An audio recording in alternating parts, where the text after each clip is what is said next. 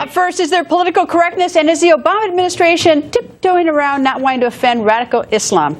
Boko Haram is a dangerous, evil, radical extremist Islamic group. In just the last several years, the group has murdered more than 10,000 people. And just 3 weeks ago, kidnapped about 300 young girls in Nigeria, still have them. And they're responsible for countless other horrific crimes. So why won't the White House just call out radical Islam? The president's political correctness even turning off some of his biggest supporters.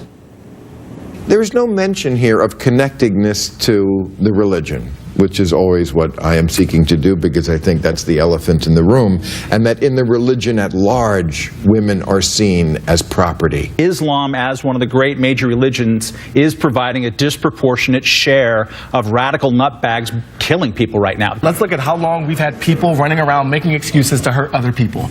And Islam is a part of that tradition, but so has Christianity been. But that's, yes, slavery was defended strongly. If this was the 14th century, I would be coming down on the Christians, because that's when they were too violent. You wouldn't have television, so you couldn't. Or the 80s, okay, but you're right that's about the point, is that religions and cultures change. In the 14th century, it was the Christians, but this isn't the 14th century. The vast majority of Muslims are by no means terrorists. It does seem that the vast majority of terrorist incidents do involve some aspect of the Muslim world. You don't see a whole lot of Buddhist suicide bombers. I'm still waiting for the Koreans to show up. All religions are the problem, but especially this one. Joining us, Ambassador John Bolton. Good evening, sir. Good evening. Are we being too soft on radical Islam in terms of how we speak about them? Are we afraid, or too gentle, or politically correct? What is it?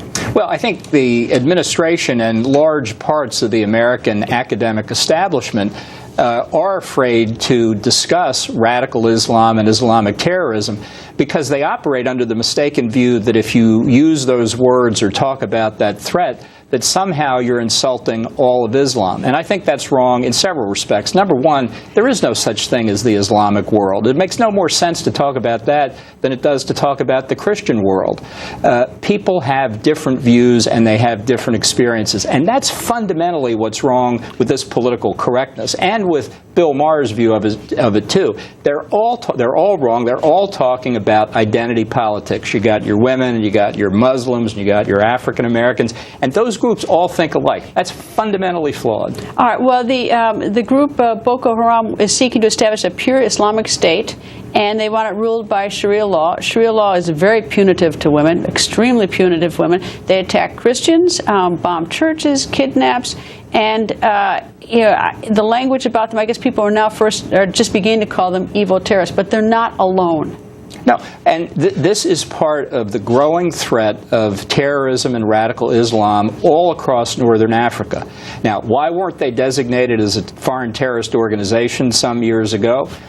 In part, I think, from the admission of administration spokesmen, it's because they didn't want to say that a terrorist group in the largest country in Africa, 1 out of 4 Africans is a Nigerian, was growing and becoming an increasing threat, because that would cut across the administration's political narrative that terrorism was no longer a war. But it isn't just the people in politics or government. You had the situation at Brandeis University where they had selected a woman to be the commencement speaker who grew up in Somalia, and she made very harsh, from personal experience, very harsh comments about radical Islam, and suddenly she was booted.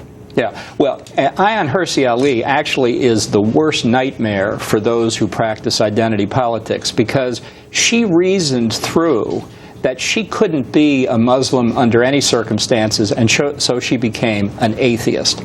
So Ayaan Hirsi Ali is a black, female, atheist conservative. And that makes people's heads explode on the left. That is the trouble with identity politics. You're not talking about the merits of the issue, radical Islam or terrorism. You're talking about whose identity trumps whose other identity, and that is fundamentally delusional. What is the danger of being politically correct? I mean, whatever we call it. We all say the right things, maybe publicly, maybe in private we're saying other very different things. But what's the harm to being politically correct? Well, I think being a tolerant person is a good thing. That is a virtue.